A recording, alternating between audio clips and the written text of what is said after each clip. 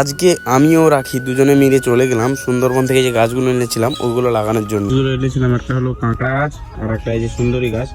তো ওইগুলো এখন আমাদের যে সবজি বাড়ি আছে ওইখানটায় লাগাতে যাবো। কি করছো?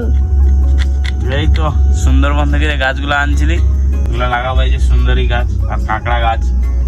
আমাদের সে বাড়িটা দেখো পেছনে, তো মানে আমার ঘরে সবজি বাড়ি আছে। তো এইখানে গাছগুলো লাগাবো। এবার গাছে খুরপা দিয়ে গাছের এই যে বড়টা আছে মানে কাপ দিয়ে বসানো আছে, কাপটা কাটতেছি কিন্তু কাটা হচ্ছে না এখন। এটা কাটি কেটে তারপরে বসাবো। তো দেখো এখানটা মাটিটা খুলে নিচ্ছি, গাছ কি হবে?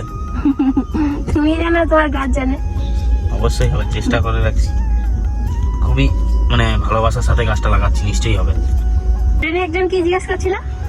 হ্যাঁ, সে ট্রেনে একজন বলছে জানো তো, মানে দাদা আমাকে গাছটা দিয়ে দাও, আমি তোমাকে 600 টাকা দিচ্ছি।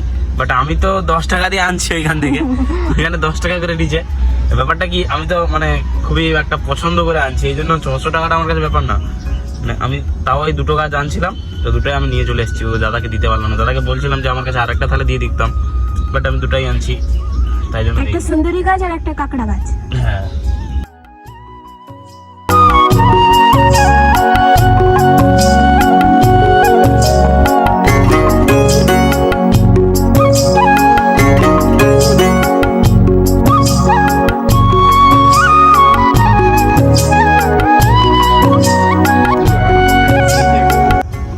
এই যে একটা।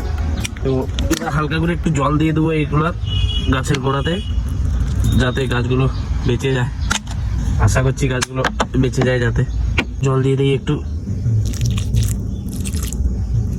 ব্যাস হয়ে গেল। তো গাছের ফটো তুলে নিয়েছি।